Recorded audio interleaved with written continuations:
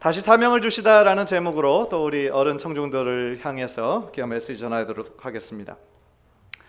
부활은 어떻게 보면 복음의 완성이라고 할 수 있습니다. 부활이 없는 십자가가 있을 수 없고 십자가 없는 부활이 있을 수 없기 때문인 것이죠. 만약에 부활이 없다면 지금 우리가 이 자리에 모여 있을 이유가 없는 것입니다. 그러나 부활하신 예수 그리스도가 지금도 살아계시고 역사하실 뿐만 아니라 지금도 우리와 함께 계신 줄 믿습니다. 그리고 지금도 우리 예배를 기뻐 받으시는 줄 믿습니다. 오늘 본문은 마치 어떤 책이나 영화를 보면 부록 같은 게 있잖아요. 제키 챈 영화를 보면 꼭 제일 마지막에 막 부록에 관련된 장면이 막 나오는데 오늘 본문도 어떻게 보면 요한복음의 약간의 부록과 같은 그런 장면이라고 할 수 있습니다. 특별히 이제 세 번째로 지금 제자들에게 나타나시는 주님의 모습을 나타내고 있는데 특별히 제자들을 향한 예수님의 사랑이 아주 감동적으로 그려지고 있습니다. 그런데 저는 오늘 본문을 읽으면서 한 가지 좀 궁금한 점이 생겼어요. 거기에 제자들의 숫자들을 카운트해 보면 7명이거든요. 7명의 제자들이 지금 갈릴리 바다 근처에 모여 있는데 왜 저들이 모여 있을까라는 겁니다. 그 제자들은 이미 부활하신 예수님을 2번이나 만났습니다. 그렇다면 이미 부활하신 예수님을 2번이나 만났다면 지금과 같은 이러한 모습은 조금 이상해 보이지 않습니까? 왠지 루저처럼 보이잖아요. 아무것도 할 바를 알지 못하고 베드로가 물고기 잡으러 가자 그러니까 그래 같이 가자, 이게 좀 어울리지 않는단 말이죠. 그런데 3절을 보면 그리고 그 전장을 살펴보면 왜 그들이 그렇게 모여 있었는가의 실마리가 풀립니다. 사실 제자들은 뭐 하고 있었냐? 예수님께서 오실 것을 기다리고 있었어요. 그래서 마태복음 28장 10절에 보면 예수님께서 뭐라고 말씀하시냐면은 무서워하지 말라. 가서 내 형제들에게 갈릴리로 가라 하시니 거기서 나를 보리라 하시니라. 갈릴리에서 다시 만나자 약속하신 겁니다. 그래서 제자들은 거기서 갈릴리에 모여서 주님을 기다리고 있던 거예요. 그런데 그 기다림의 시간이 생각보다 오래 걸린 것이죠. 그러니까 그들이 어떻게 할 바를 알지 못해서 지금 어떻게 보면 막 우왕좌왕하고 있는 모습을 그리고 있습니다. 그래서 그 기다림의 시간이 너무 길고 무료한 나머지 베드로가 우리 물고기 잡으러 가자 그러니까 그들도 함께 따라 나선 거예요. 이 구절을 통해서 첫 번째로 깨닫는 것이 있습니다. 그게 뭐냐면 예수님의 제자라고 할 때에 주님을 떠나서는 아무것도 할 수 없다라는 겁니다. 한때는 예수님이 이스라엘의 왕이 되실 것을 기대하면서 한때 의기양양했던 제자들의 모습이 있었어요. 그런데 예수님이 군사들에게 잡히던 날 밤 저들은 뿔뿔이 다 흩어져 버렸습니다. 예수님께서 십자가에 달리시는 그 현장에 있었던 제자는 요한 한 사람밖에 없었어요. 아마도 군중 속에 숨어서 자기네들이 혹시 잡혀서 어떻게 되지는 않을까 두려움에 빠져 있었죠. 그러나 예수님께서는 이미 약속하신 대로 돌아가신 지 3일 만에 사망과 죽음의 권세를 깨뜨리시고 다시 부활하셨습니다. 그리고 제자들에게 나타나셨어요. 두려워하고 있던 제자들에게 나타나셔서 자신이 말씀하신 대로 이렇게 살아났음을 증명하셨습니다. 그렇다면 부활하신 예수님을 만났다면 2번이나 만났다면 저들의 삶이 좀 완전히 달라져야 되는 거 아니겠습니까? 그러나 안타깝게도 오늘 본문에 나타난 제자들의 모습은 여전히 두려워하고 있는 모습이에요. 여전히 무엇인가 담대한 모습은 없는 모습을 우리가 봅니다. 아직 저들에게 성령이 임하지 않았죠. 성령이 저들에게 임하지 않았기 때문에 저들이 정말 담대하게 주님의 복음을 전할 어떤 용기가 저들에게 없었던 것입니다. 5절을 보면 예수님께서 저들에게 물으십니다. 얘들아, 너에게 고기가 있느냐? 대답하되 없나이다. 제자들이 다시 전직이었던 업으로 돌아가서 물고기를 잡으러 나갔는데 허탕을 쳤어요. 손에 잡히는 고기가 아무것도 없는 겁니다. 이 사실 역시 무엇을 시사하고 있냐면 주님을 떠나서는 아무것도 할 수 없다는 거예요. 요한복음 15장 5절 우리 화면을 통해서 다 함께 읽을까요? 시작. 나는 포도나무요 너희는 가지라. 그가 내 안에 내가 그 안에 거하면 사람이 열매를 많이 맺나니 나를 떠나서는 너희가 아무것도 할 수 없음이라. 아멘. 고기 잡는 것이 저들의 직업이에요. 바닷속에서 이미 뼈가 굵어졌을 만큼 거기에서 태어나서 평생을 물고기 잡는 일을 했습니다. 그러나 저들의 힘으로 고기를 잡을 수 있는 게 한 마리도 없었어요. 마찬가지입니다. 우리도 제자들과 마찬가지로 주님께서 우리와 함께 하시지 않으면 아무것도 할 수 없는 존재라는 겁니다. 우리도 우리들의 지식과 경험과 능력을 의지해서 무엇인가 해보려고 할 때 그것만으로는 되지 않는다라는 거예요. 오직 하나님께서 우리와 함께 해주시고 우리들에게 힘이 되어주시고 참 지혜가 되어주셔야만 우리가 모든 것을 할 수 있다라는 겁니다. 그러나 그때 당시 예수님의 제자들보다 우리가 훨씬 나은 위치에 있는 이유가 있어요. 그게 뭘까요? 우리들 안에 성령님이 계시다라는 거예요. 그때 그 제자들의 마음에는 성령님이 아직 임하시지 않으셨잖아요. 그러나 지금 믿는 우리들에게는 성령님이 내주하고 계심을 믿습니다. 할렐루야. 얼마나 복된 소식입니까? 간절히 바라기는 늘 우리의 삶 가운데 우리와 함께 하시는 그 임마누엘의 하나님, 내주하시는 성령님, 그 하나님을 의지하여 늘 하나님과 동행하시고 이 세상 가운데 승리하시는 귀한 성도님들 되시기를 주님의 이름으로 간절히 축원합니다. 그래서 우리들의 힘으로는 아무것도 할 수 없음을 자각하고 당시의 제자들이 주님 없이는 아무것도 할 수 없음을 깨닫고 정말 자신의 연약함을 고백했던 것처럼 우리들의 삶 가운데서도 마치 찬송가의 가사처럼 주 없이 살 수 없습니다. 주 없이 우리들의 힘으로 할 수 있는 것은 너무나 제한적입니다. 우리들의 연약함을 고백하며 매일같이 주님께 더욱더 가까이 나아가시는 우리 저와 여러분 모두 되시기를 주님의 이름으로 간절히 축원합니다. 두 번째로 오늘 본문에서 깨닫는 것은요, 예수님께서 제자들에게 진정한 사명을 다시 주시는 그런 장면입니다. 제자들에게 저들을 제일 처음 만났던 갈릴리에 다시 모이게 하신 어떤 예수님의 특별한 이유가 있다라고 생각합니다. 제일 처음 그들을 불렀던 그 자리, 그리고 그 상황, 아주 비슷하게 예수님께서 지금 재현하고 계시는 거예요. 마치 리플레이 하는 것처럼 말이죠. 마태복음 4장을 보면 예수님께서 제자들을 첫 번째로 만났던 장면을 묘사하고 있습니다. 주님께서 갈릴리 해변에 다니시다가 베드로와 안드레 형제들을 보셨어요. 그리고 바다에 금을 던지는 것을 보시고 뭐라고 말씀하셨습니까? 나를 따라오너라. 내가 너희로 사람을 낚는 어부가 되게 하리라. 그렇게 부르셨습니다. 그렇게 불렀을 때에 베드로와 안드레는 즉시 그것들을 버려두고 예수님을 쫓았다 했습니다. 그리고 조금 더 가서 야고보와 그 형제 요한이 또한 배에서 금을 깁는 것을 보셨어요. 그리고 그들도 자신을 따르라고 부르셨습니다. 그들도 역시 배를 버려두고 그리고 부친을 떠나 주님을 쫓았습니다. 그런데 그랬던 저들이 지금 무엇을 하고 있습니까? 저들이 예수님을 따르기 위해 버렸던 그 그물을, 그 배를 다시 짚고 있는 거예요. 예수님께서는 그들에게 사람 낚는 어부가 될 것을 명령하셨는데 저들은 다시 고기를 잡는 어부로 힘없이 돌아간 것입니다. 얼마나 안타까운 이야기입니까? 그런데 이 장면을 생각해 보면 그 제자들의 모습이 바로 우리들의 모습이지 않는가라는 생각을 해봅니다. 은혜를 받고 한참 뜨거울 때는 정말 주를 위해 무엇이든지 할 수 있을 것처럼 우리들의 마음이 뜨거운데 어느 정도 시간이 지나면 그 열기가 사그러지고 또다시 그 전의 모습으로 되돌아가 버리는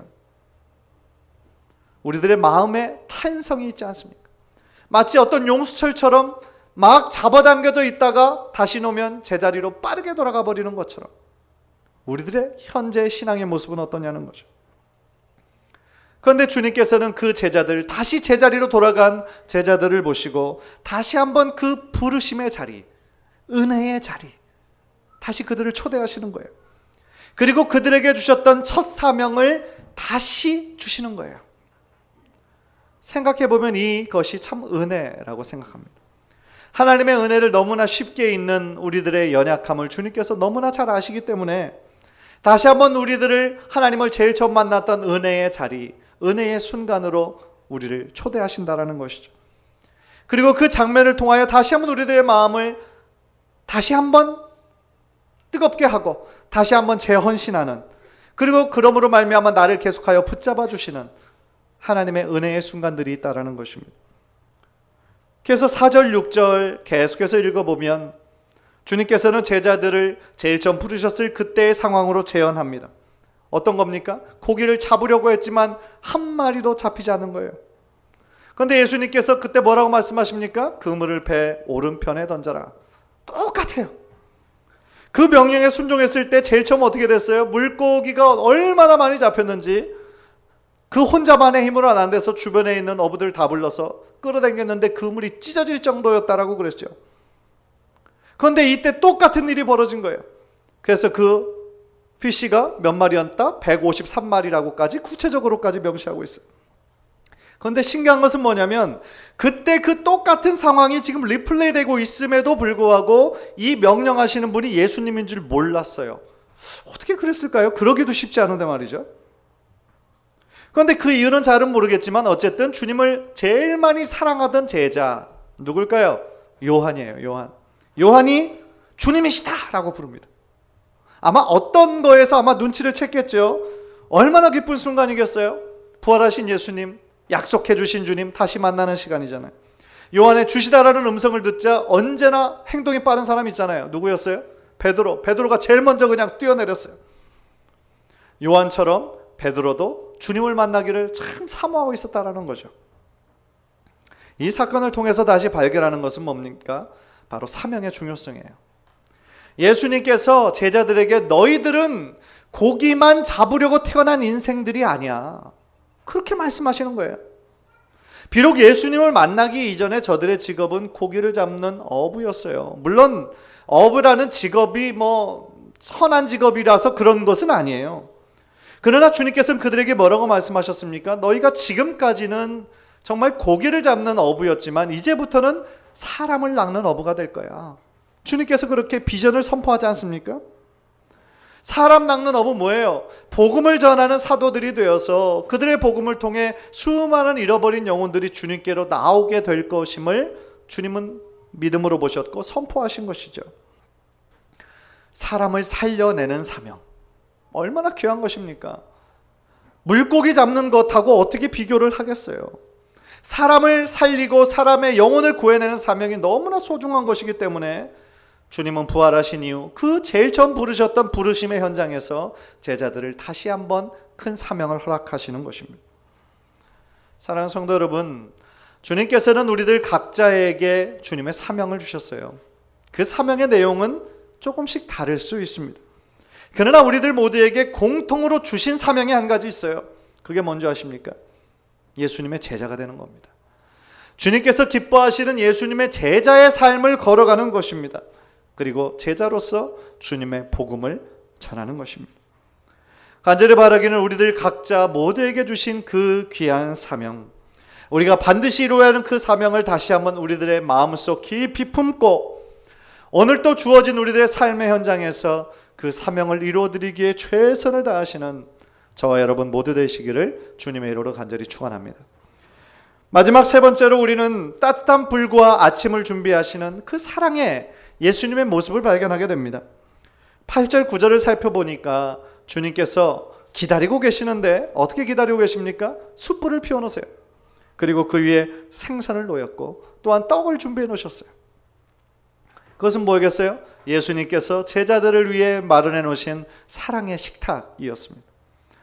예수님께서는 밤새 물고기를 잡으려고 했지만 허탕을 치고 돌아오는 그 제자들 얼마나 배가 고팠겠습니까? 그래서 배가 고팠을 제자들을 배려해서 지금 아침 식탁을 그곳에 준비해 놓고 계셨어요. 주님을 향한 사랑이었고 배려였습니다. 그래서 예수님께서는 저들의 필요를 너무나 잘 아시고 어떻게 보면 밤새 추울 그 몸을 녹일 불을 준비해 주시고 또한 저들이 먹을 수 있는 그 양식을 공급해 주기까지 하신 거죠. 제자들이 어떻게 반응했는지 본문에 나와 있지는 않지만 아마도 굉장히 정말 그 예수님의 그 크신 사랑 앞에 감격하지 않았을까, 눈물을 흘리지 않았을까 생각합니다. 그런데 만약에 밤새 정말 고기도 한 마리 못 잡고 밤새 춥고 그런 상태에서 예수님께서 지금 오래간만에 만났는데 제자들을 향해서 아이고 니들 꼴 좀 봐라. look at you.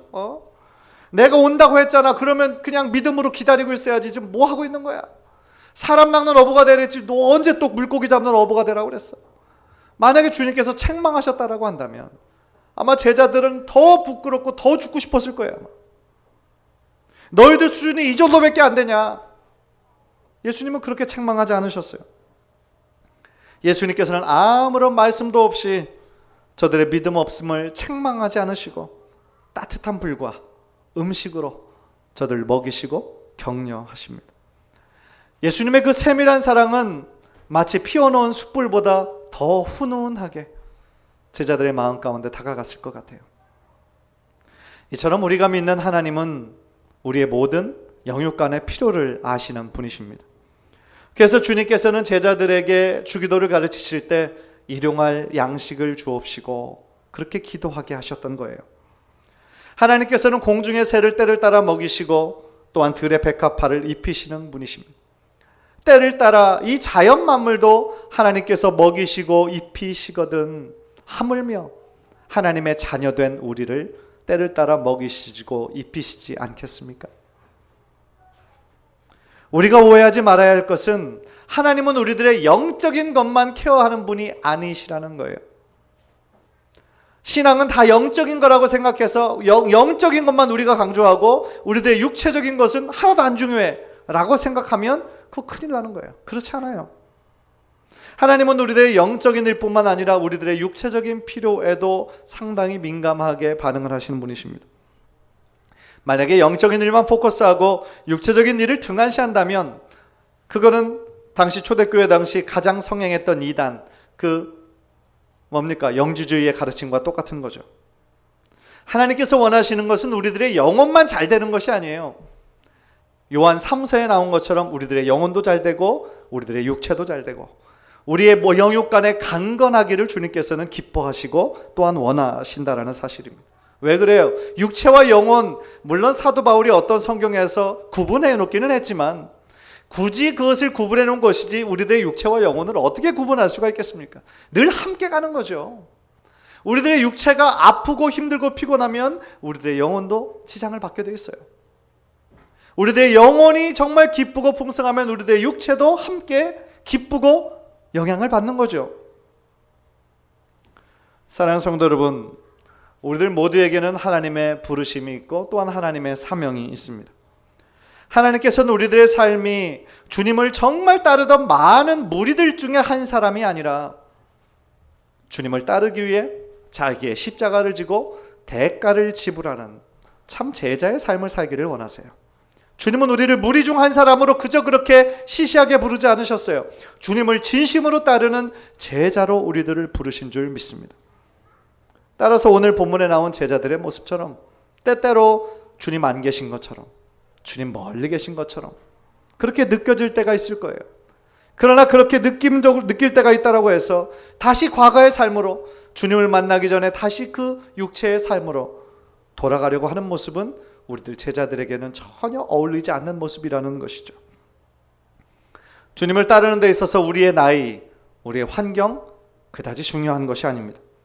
중요한 것은 우리들에게 맡겨주신 그 삶의 현장에서 예수의 제자로서의 삶을 신실하고 묵묵하게 살아가야 된다라는 겁니다. 우리가 예수의 제자로서 우리들의 삶을 최선을 다해 살아간다면 분명히 우리들의 모습을 통해 제자의 삶을 통해 주님께로 돌아오는 영혼들이 반드시 있게 될 줄 믿습니다. 간절히 바라기는 이 부활절 날 우리들에게 다시 주시는 그 주님의 사명을 우리들의 마음속 깊숙이 품고 주님께서 기뻐하시는 제자의 삶을 살아가도록 다시 한번 결단하고 재헌신하는 은혜의 시간 되시기를 주님의 이름으로 간절히 축원합니다. 기도하겠습니다.